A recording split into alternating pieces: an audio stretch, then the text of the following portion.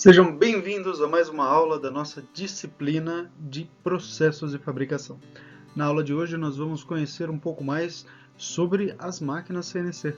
Conforme nós já estávamos vendo na aula passada, vamos conhecer agora sobre posicionamentos, vamos entender também como é que é o processo de fresamento em CNC, vamos conhecer o centro de usinagem, como trabalham o quarto e o quinto eixo e conhecer quais são as novidades hoje do mercado. Ok? Vamos para a nossa aula? Então, vamos conhecer aqui, ver mais a fundo quais são as etapas da usinagem. Através das etapas da usinagem, a gente vai conhecer como que se trabalha com máquina CNC. Iniciamos então a produção no CNC através de um planejamento.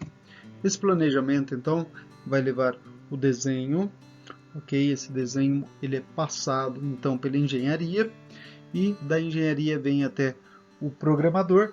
O programador é quem vai preparar o programa baseado no desenho. Então ele vai interpretar esse desenho inicialmente, ok? Então ele deve pensar na matéria-prima, com o desenho e a matéria-prima ele consegue então criar as etapas para chegar até o seu objetivo final. Ele sabe que o objetivo é o desenho e o que ele tem é a matéria-prima. Assim, ele consegue pensar nas operações, como que ele vai fixar a matéria-prima, quais são as ferramentas que ele vai utilizar e quais são os elementos auxiliares, equipamentos que podem auxiliar na usinagem da peça. Okay? E finalmente, em planejamento, ele vai chegar a levantar as coordenadas, ou seja, baseado no desenho, sabendo as dimensões do material que ele vai usinar, ele vai então levantar quais são as referências para ele poder fazer o programa. Okay? A parte da execução propriamente, ela inicia com o programa. O programa já é execução, o programa já é o que precisa para poder usinar a peça. Então, ele executa, ele começa a programar baseado nas coordenadas que ele planejou, nas operações, na matéria-prima e no desenho. Ou seja, a primeira fase era uma fase de estratégia. Ele vai bolar qual é a melhor estratégia para ele conseguir atingir o objetivo. Existem muitas formas de se usinar uma peça e de chegar ao final daquela peça. Você consegue fazer uma peça cúbica no torno, mas seria a melhor forma fazer ela no torno? Você consegue fazer peças por revolução na fresa, mas será que é a melhor opção fazer peças por revolução na fresa? Tudo isso deve ser pensado, tudo isso deve ser pensado de forma estratégica para atingir o fim. A execução já se dá na operação propriamente, uma vez que ele fez o programa, é aquele programa que será usado. Ok? Então você tem após a programação, você tem a preparação, ou seja, a fixação da peça, a fixação e o preset de cada uma das ferramentas, entendeu? A marcação dos pontos da peça e assim por diante. Ok? Ele parte então para o teste que é realizado. O teste ele pode ser feito de diversas formas. Inicialmente pode ser feito um teste em execução livre, que seria sem peça alguma. Então ele vai fazendo um passo a passo. A própria máquina normalmente gera uma simulação, você pode fazer a simulação inicialmente na máquina. Após a simulação da máquina, você parte para o passo a passo em execução livre, ou seja, sem nenhuma peça, você faz o passo a passo do que as ferramentas fariam, ok? Depois você parte para uma outra alternativa que seria fabricar com outro material. Essa é mais uma opção de teste. Em caso principalmente de peças que são feitas com materiais de valor mais alto, normalmente se parte para essa alternativa. Então se utiliza um material refugado ou possivelmente um material de menor custo que pudesse ser utilizado, fixado e testado, desde que ele tivesse condições de corte similares ao da peça. Ok?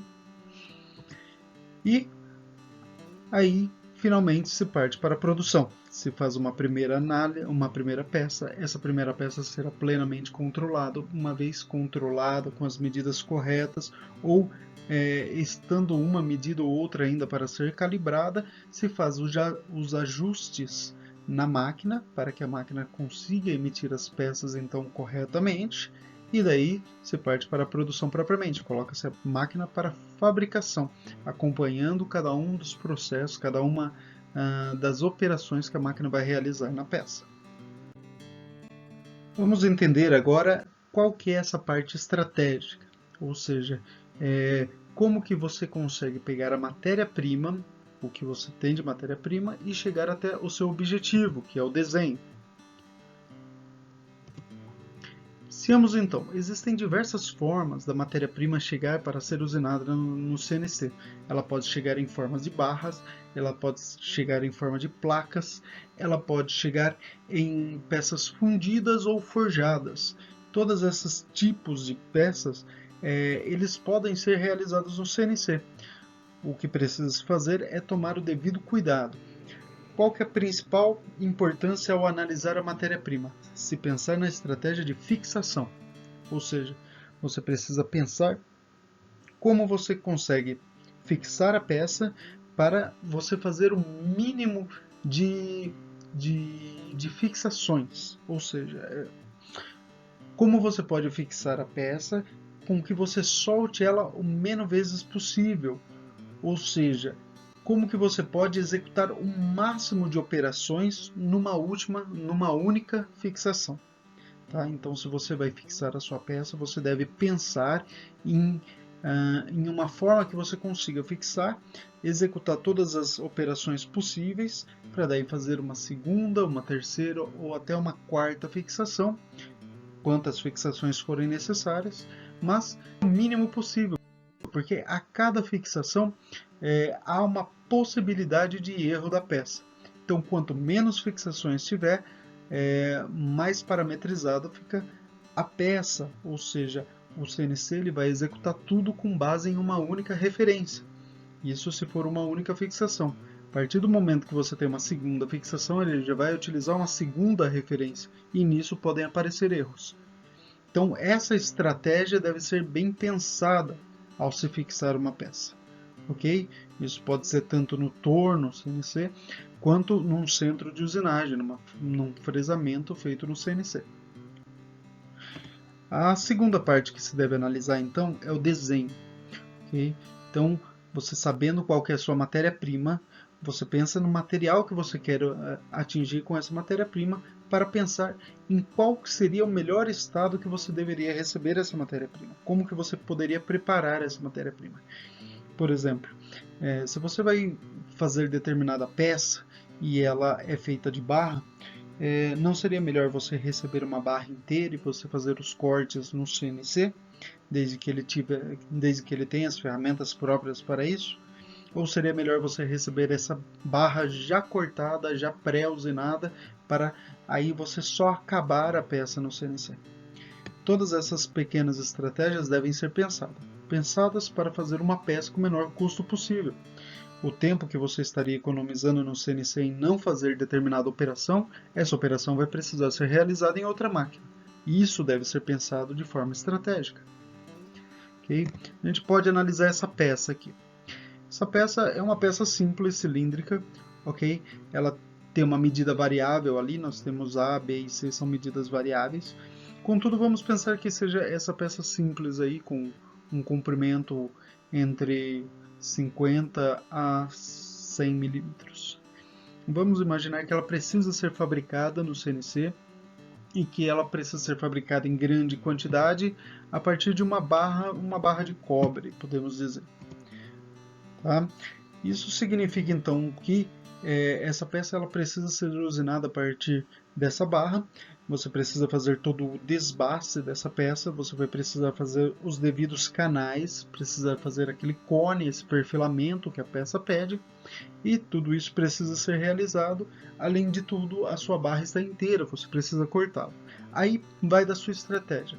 Não seria melhor você então pedir uma barra com determinada medida que já desse para fazer tantas peças, que desse para fazer 10 peças, você fizesse lote de 10 por barra, então você, ao receber a barra, colocaria a barra no CNC, ele já faria uma pré-usinagem ali, um faseamento para você ter um ponto de referência, e a partir dali ele já faria uma primeira peça, cortaria a barra e já deixaria um novo ponto de referência para começar uma segunda peça. É uma das estratégias que podem ser utilizadas. A outra estratégia pode ser um dispositivo de fixação, na qual você inicie, por exemplo, um processo de corte da peça. Você poderia simplesmente cortar vários pedaços que dessem para fazer cada um deles uma peça, e depois com um dispositivo você conseguisse fazer a fixação da peça, para ter o melhor aproveitamento possível de tempo. Essa é uma outra opção, ok?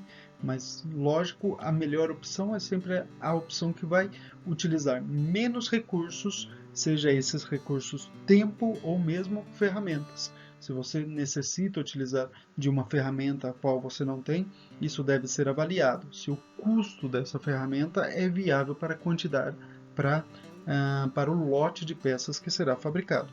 Tudo isso deve ser pensado de maneira estratégica. Um técnico tem que pensar de maneira estratégica. Outras coisas que precisam ser pensadas é em peças que são forjadas ou fundidas. Essas peças normalmente elas não são cêntricas, então isso pode fazer com que exista um desbalanceamento na fixação da peça. Isso deve ser pensado principalmente em materiais que vão utilizar de altas velocidades de corte. O alumínio, por exemplo, é um material que necessita de alta velocidade de corte. Se a sua peça não está corretamente balanceada, isso pode gerar um problema de vibração na máquina. Isso pode gerar um problema, inclusive, nas medidas da peça. Okay? Tudo isso deve ser pensado para poder ser fixado corretamente.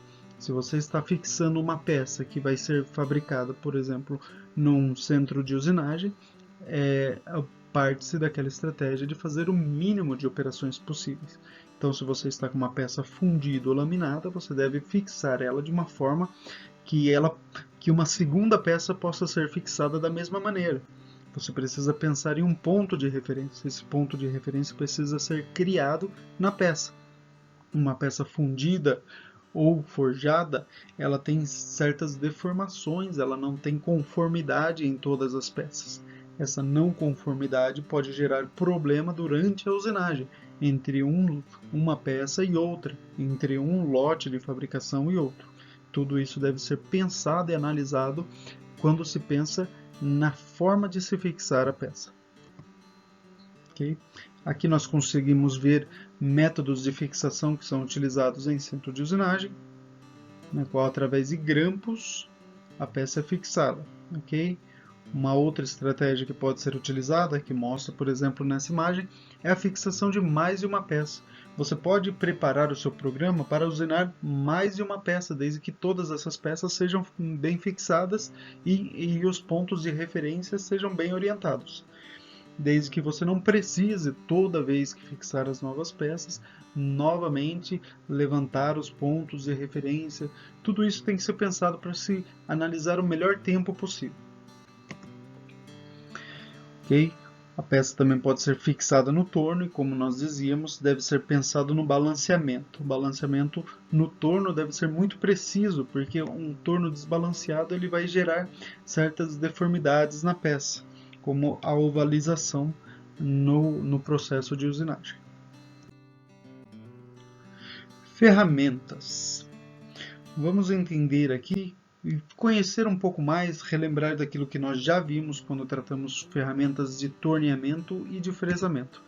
No CNC, principalmente, é muito utilizado as ferramentas de metal duro.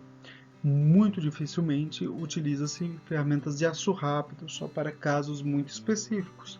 Normalmente são utilizadas ferramentas de metal duro, porque elas têm velocidade de corte muito maior e elas são muito mais precisas, além do baixo custo da pastilha, podendo ser trocada e utilizada a outras por um longo período, ok?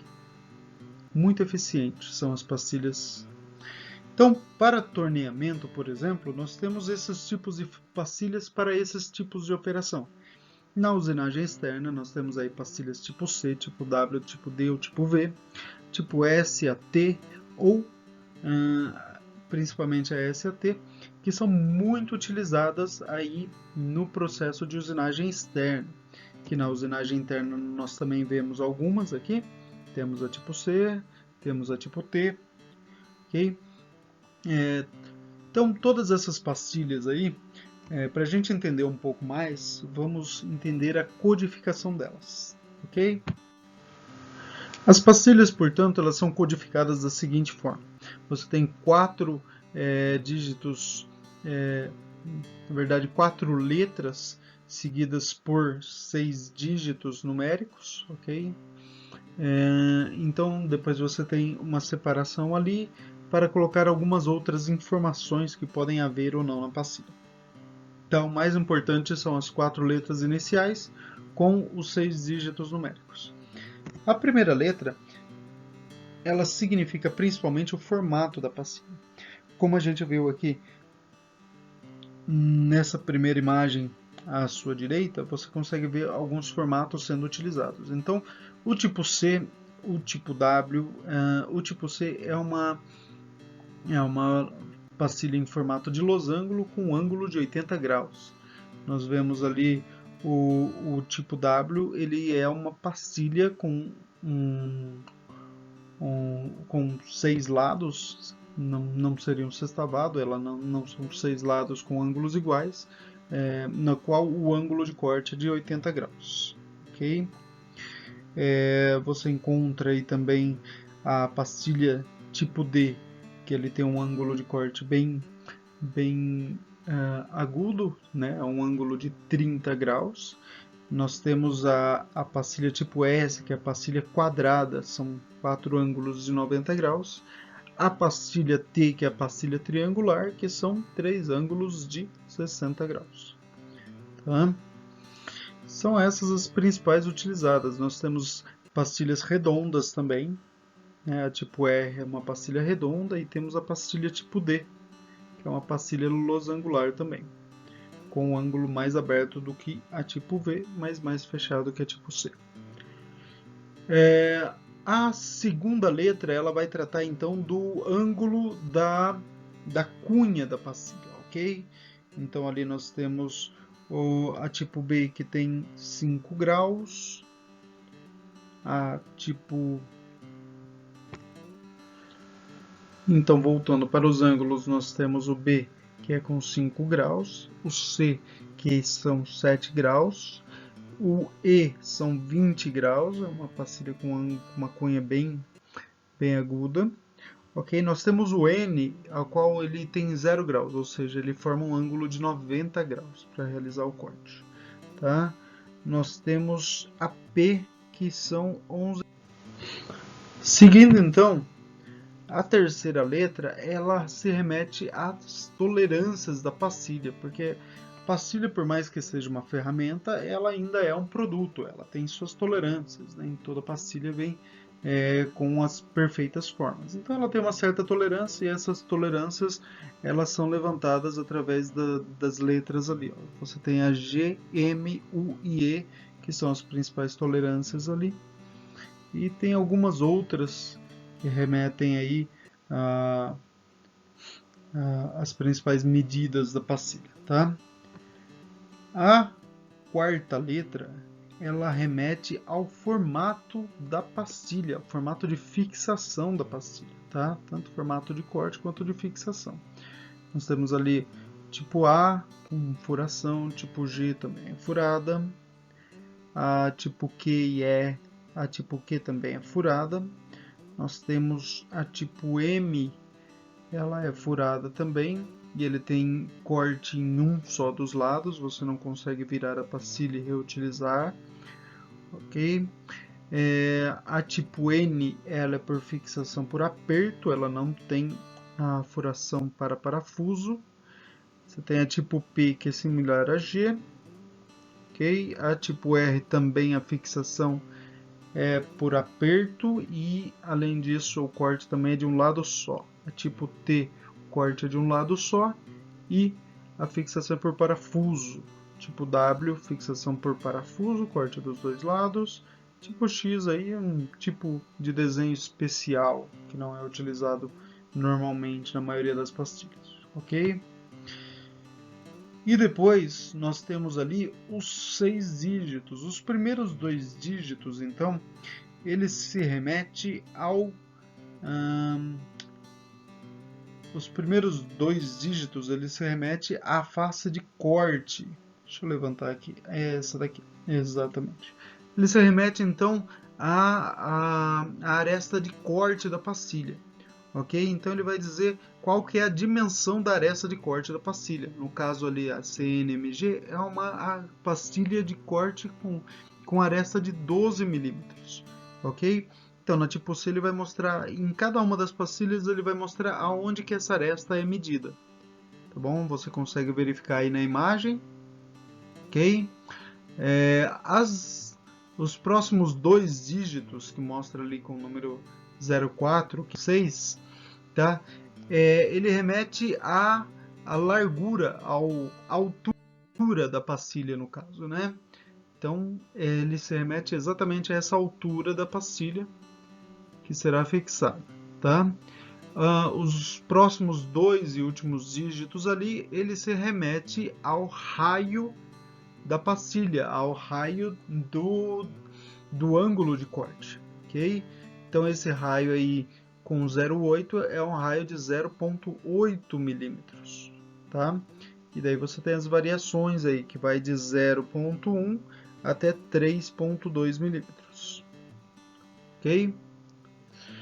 Então essas são as principais dados que você precisa saber para poder escolher pastilhas para torno, para escolher insertos para torno, insertos de metal duro, tá bom? Para torneamento, basicamente. Tá? Outro dado relevante aqui é referente ao modelo da pastilha. Aí nós estamos falando ali do dígito 8 e 9, né? O elemento 8 e 9 ali do código, certo? E nesse caso aqui, trata das condições de corte da aresta de corte da pastilha, tá? Esse é o elemento, o item 8 do código, tá? E o item 9 trata do lado de corte da pastilha. Tem pastilhas que só podem ser usadas à direita, para corte à direita, e pastilhas que só podem ser utilizadas para corte com avanço à esquerda. E pastilhas neutras que podem ser utilizadas de ambos os lados, ok? Fechando então sobre torno, vamos ver um pouquinho sobre pastilhas para fresamento. As principais operações de fresamento, como nós já vimos em outra aula, são essas daqui, ok? Então nós temos aí faceamento, paredes finas, nós temos usinagem de borda, nós temos perfilamento, né, longos balanços, fresamento de mergulho, canais e todas essas operações aí que podem ser realizadas. Então, quando você está escolhendo ferramenta, você deve pensar qual operação você vai realizar com aquela ferramenta, para poder aí escolher a melhor ferramenta, ok? Então, você vai escolher qual a forma de fixação da ferramenta, se seria em disco, se seria em modelo de fresa de topo, ou se poderia ser utilizado como fresamento frontal, ok? Então, outra coisa que deve ser pensada é qual que é o passo da fresa, né? Quantos dentes a fresa deve ter, ok? Aí, a partir do material, você consegue levantar qual será a geometria da pastilha, se é uma pastilha mais pesada ou mais leve, certo? O ângulo de posição dessa pastilha também é importante, ok? Com o ângulo de 90 graus você vai ter mais dificuldade de corte, mas vai ter um corte mais reto. Com o ângulo de 45 graus você tem um corte muito mais consistente, você tem mais corte com a pastilha, tá? E pode ser também fresas redondas, com pastilhas redondas. Vamos partir agora para entender as coordenadas, tá? Esse é um critério muito importante na questão estratégica. Você deve pensar quais são os pontos de referência para partir o seu programa, tá? Então nós sabemos que para torneamento são basicamente 2 eixos, o eixo X e o eixo Z, enquanto que para fresamento nós utilizamos o eixo X, o Y, remetendo ao plano o horizontal e você tem o Z como vertical, ok? Então, partindo dessa referência aí, vamos entender um pouco mais sobre as coordenadas. Elas podem ser tanto absolutas quanto incrementais. Isso significa que as absolutas são coordenadas onde o sistema, você tem um sistema de coordenadas onde o ponto a ser atingido da ferramenta ele é dado tomando-se como referência o zero peça. O que isso significa? Que você vai criar um ponto de referência, criando o ponto de referência na sua peça, você parte desse ponto de referência para todas as medidas, ok? Nós vamos exemplificar. Já nas medidas incrementais, o sistema de coordenadas ele sempre parte do último ponto atingido pela ferramenta. Então você sempre vai dar um novo ponto baseado no último ponto. Então, no ponto, quando você está trabalhando com coordenadas incrementais, o seu zero para você tomar referência é sempre o último local onde você parou, a última referência que você tomou, ok? Vamos fazer uma pequena análise dessas coordenadas aqui, por exemplo. Nós temos aqui essas coordenadas que vão partindo ali, ó, o nosso ponto zero é o ponto A, tá bom? Nessa peça aqui. Então, partindo desse ponto A, nós temos aqui até 120 milímetros em X e até 75 em Y, considerando isso, que horizontal vai ser X, vertical vai ser Y, ok? Até aí tudo bem? Então vamos tomar aqui algumas referências, vamos tomar os pontos de coordenada partindo então desse ponto A aqui. Nós temos então para coordenadas absolutas. Qual que seria o primeiro ponto? Em A você tem que x é 0 e que y é 0. Ok? Até aí tudo bem? Então, se nós seguirmos a partir disso para o ponto B, nós vamos ter que x é 120 em B, mas y continua sendo 0. Ok? Você parte então para o ponto C, você mantém x em 120 e y ele sobe a 35. A partir daí, nós vamos interpolar, ou seja, nós vamos mover dois eixos ao mesmo tempo, tá? Então, movendo dois eixos ao mesmo tempo, nós temos que no ponto D, nós vamos para x em 75 e y em 55, tá? Já para o ponto E, x permanece com 75 e y sobe até 75. No ponto F, y permanece com 75 e x altera-se para 50. Tá? Descendo de F para G, nós manteremos x em 50 e desceremos y de 75 para 20. Ok? E chegando ao ponto H, que é o ponto final, nós voltaremos de x a 0 e y permanecerá em 20 milímetros. Até aí tudo bem? Então vamos agora deixar um pouquinho mais complicado. Vamos mudar o ponto zero dessa peça. O ponto zero dela, o ponto de referência, vai ser o ponto G. Então nós vamos partir do ponto G ali, da referência de ponto G, para poder colocar as coordenadas absolutas, ok? Para isso, então, nós vamos precisar fazer certas somas e subtrações.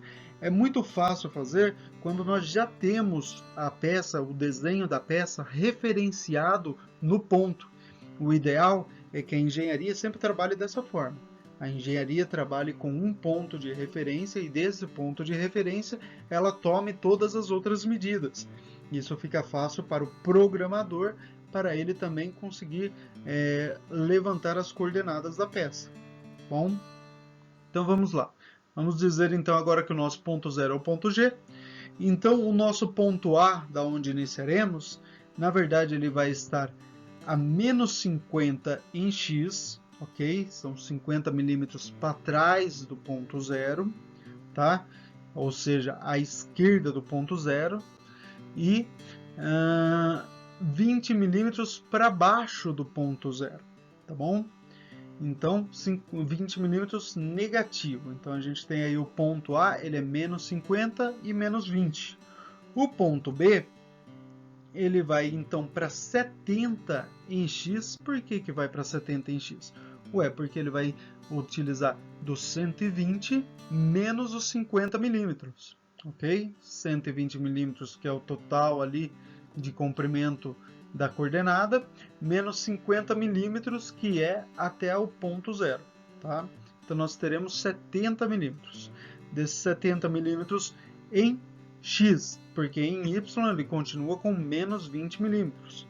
Quando nós subimos para o ponto C, ele mantém os 70 milímetros em X e ele vai aumentar para 15 milímetros em Y.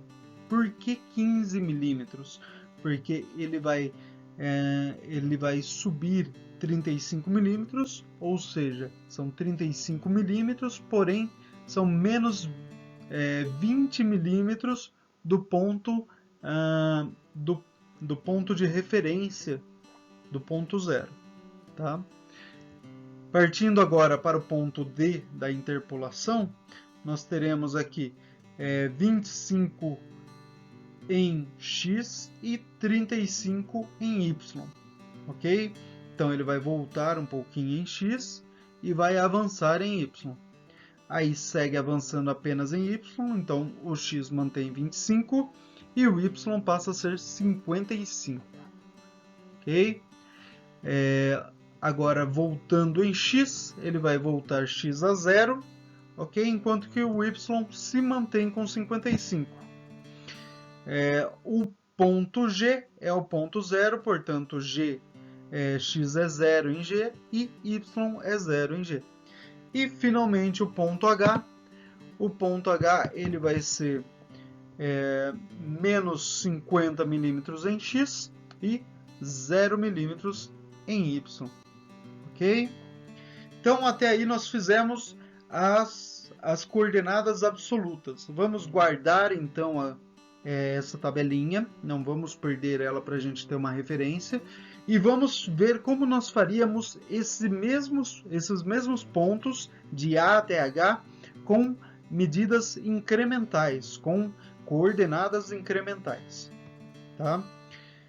Então, incremental, você teria então, partindo, dizendo que G é o ponto zero. Vamos dizer que nós partíssemos de G.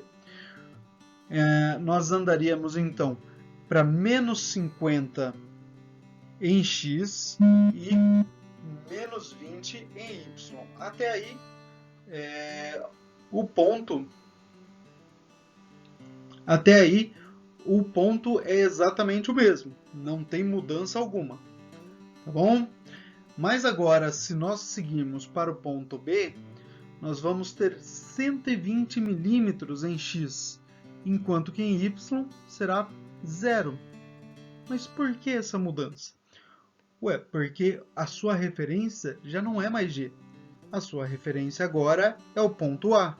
Então, partindo do ponto A, passa a ser 120 milímetros. E como não moveu nada em Y, é 0. Certo? Então, seguindo agora para o ponto C, nós teremos 0 em X e 35 em Y. Por que novamente? Porque agora a sua nova referência é o ponto B. Então, quando você vai para o ponto C, a sua referência é o ponto B, você tem nenhum movimento em X, então é 0, e o seu movimento em Y é 35 milímetros. Ok?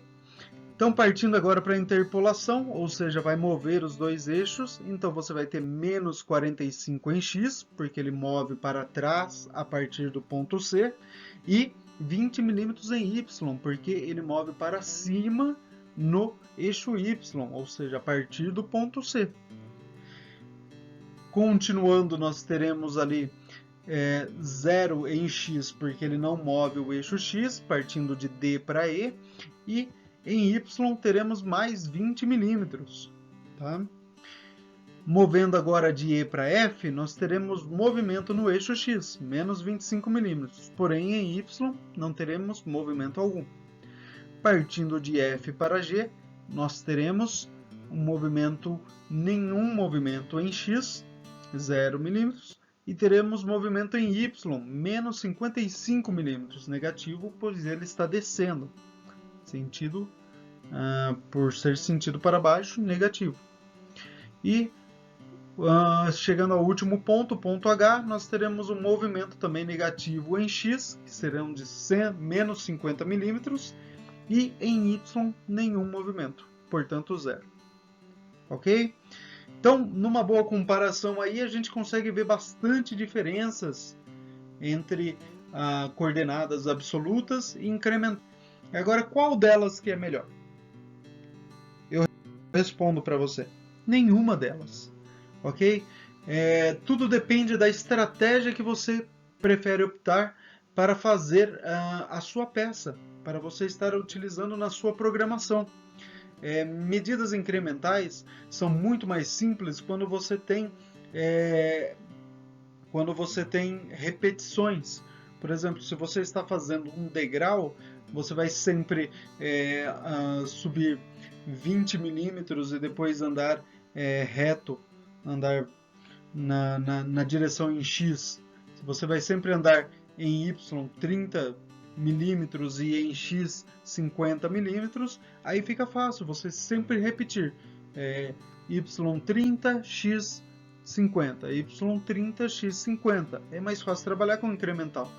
Mas se você está partindo de uma referência onde precisa ser preciso nessa referência, então você partir de medidas absolutas, você consegue criar melhor essas referências, ok? Isso tudo depende da estratégia que você vai estar utilizando para poder fazer o seu programa, ok? Então, não existe melhor nesse caso, depende apenas de estratégia. A sua estratégia é sempre a melhor, tem que pensar dessa forma. Partindo agora para a execução. Vamos entender um pouco de como se dá a execução. Terminamos toda aquela parte de planejamento, entendendo um pouco mais da execução, a gente vai considerar o seguinte. Primeiro, a gente tem aqui o mesmo exemplo que eu utilizei na aula passada, de uma peça que está sendo fabricada. Aqui ao lado nós temos o programa, o código, como eu disse para vocês, não é o foco da nossa aula, então a gente não vai se perder tanto no código.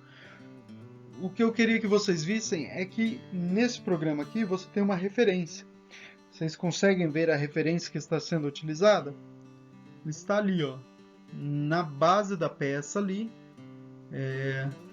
a 60 milímetros da face. Então essa é a referência. Então quando você vê a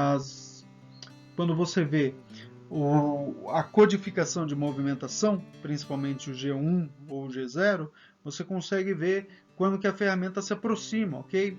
Na N70, por exemplo, você tem um G0, que é uma aproximação em alta velocidade, onde ele vai até x0, ou seja, ele vai até o centro da peça, e ele vai em Z65, ou seja, 65 milímetros daquela referência na outra face da peça, ou seja, 5 milímetros da face da peça, tá? Então, em G1 ele vai até essa face, ok?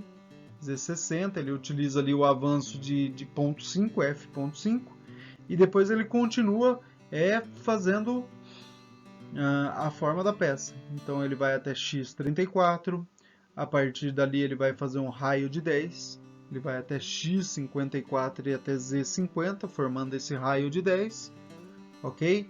Depois ele volta para G1, aonde ele faz ali um paralelo até o Z40, para depois perfilar o raio de 8, tá? Utilizando o G2, ele faz o raio de 8 ali, ó, X70 até Z32 com raio de 8, tá? Seguindo então a peça, ele faz um faceamento, usando o G1 ele vai até X74, depois a X80 com Z29 fazendo um chanfro, e vai até X85, terminando então um paralelo ali, uma parte cilíndrica da peça. A partir dali então, ele puxa a ferramenta em G0 até o ponto inicial da ferramenta ali. Ok? Então essa é uma execução. Essa execução ela foi pensada exatamente com um processo através de coordenadas absolutas. Vejam bem como foi realizada essa programação. Tá? Outra coisa que tem que ser pensada na execução é a fixação.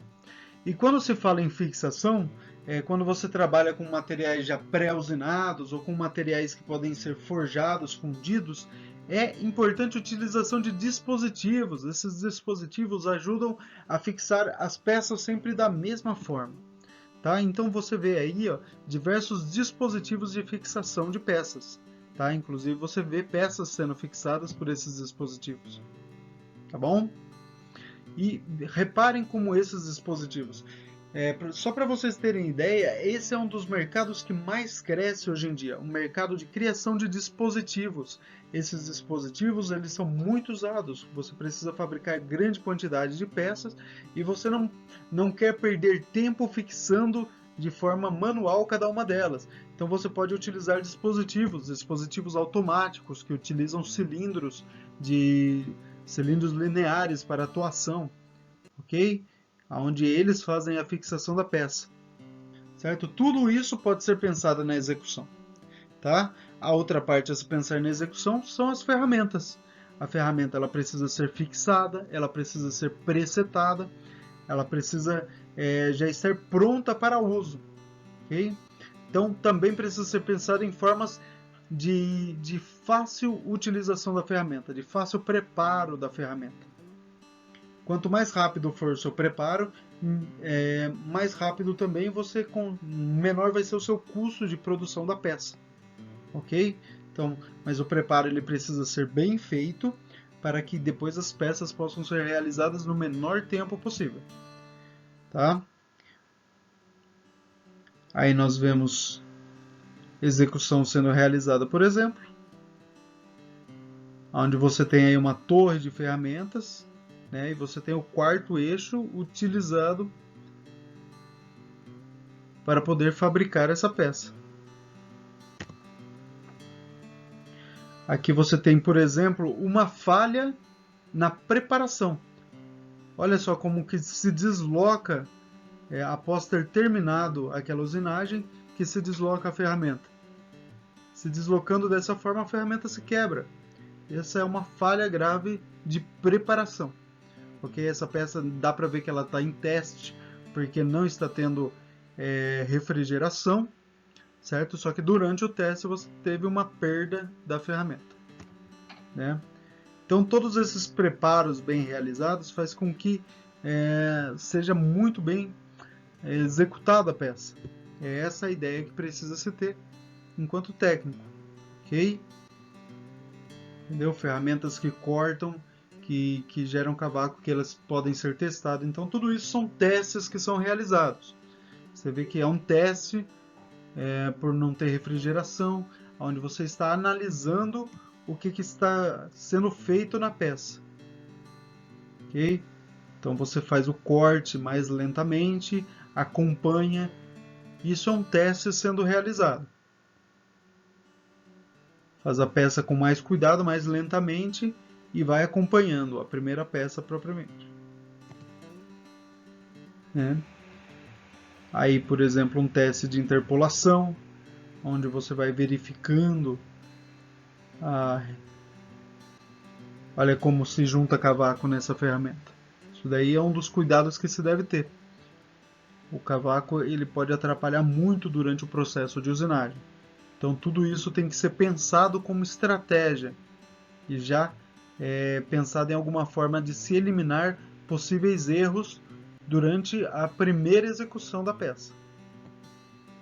Tá? Aí você tem mais uma interpolação, mais um teste de interpolação sendo realizado. A peça é bem acompanhada para que não haja erros. Tá? Ok? Vamos conhecer agora ferramentas, vamos conhecer a torre de ferramentas, que são agora as novas tecnologias que estão sendo utilizadas, principalmente nas máquinas CNCs, mas em diversas máquinas, e vamos entender o que são o quarto e o quinto eixo nas máquinas CNC, tá bom? Então, a torre de ferramentas. Torre de ferramentas, então, é aonde estão todas as ferramentas alojadas para poder ser executado numa peça. O CNC hoje, que é mais simples, por exemplo, o CNC vendido pela Home, mais simples, ele é o torno CNC, ele tem uma torre para 8 ferramentas. Você não consegue utilizar mais do que 8 ferramentas. E se caso você precise utilizar mais do que 8 ferramentas, você precisará de uma nova preparação, de uma nova fixação dessas ferramentas e vai precisar fazer o preset. Então tudo isso tem que ser pensado, principalmente na escolha da máquina para estar executando determinado produto. Se você tem um produto onde as medidas devem ser muito precisas, que ele não possa ter variação, então a máquina a ser escolhida tem que ser a máquina que consiga executar o produto inteiro sem precisar que esse produto seja desafixado, ok? Porque isso garante a precisão do produto. Então, quando você tira a fixação do produto, ao refixá-lo, você dificilmente consegue manter uma posição que dê a mesma precisão que estava antes, ok? Então, quando o produto ele é inteiro executado de uma só vez, você consegue executar inteiro com precisão, com alta precisão. E isso é importante. Então, se você tem bastante ferramentas, é muito possível que você não precise desafixar o produto novamente, ok? Então, por exemplo, aqui, ó, nós vemos uma máquina fazendo a troca de ferramentas de forma automática. É para isso que serve a torre de ferramentas, para executar essa troca de ferramentas automática. A máquina executa sem depender do operador. Isso já é para uso em centros de usinagem. Então você tem aí, ó, o molde 3D de como seria a troca da ferramenta. Tá certo? Então essa troca da ferramenta ela é realizada ali, ó. A ferramenta é tirada da torre, é realizada a troca, e após ser realizada a troca, então a nova ferramenta é guardada no seu local na torre, tá bom? Seguindo aqui, ó, nós temos isso sendo executado. Olha como a máquina executa isso com rapidez, como ela faz essa troca de ferramenta. É muito interessante como esse processo se dá e como que isso traz um ganho de produtividade. Ok? Aqui nós temos uma torre com muitas ferramentas e a troca sendo realizada. Então, quanto mais ferramentas sua torre conseguir guardar, você consegue fazer peças com mais complexidade, peças mais completas.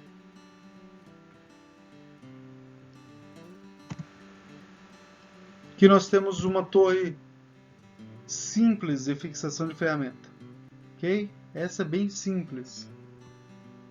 E aqui nós temos uma torre completa de fixação de ferramenta.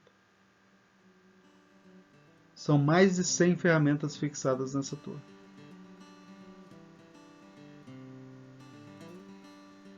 Isso é a tecnologia que tem sido utilizada hoje, ok? Agora vamos entender o que é o quarto eixo. O quarto eixo é basicamente o eixo que faz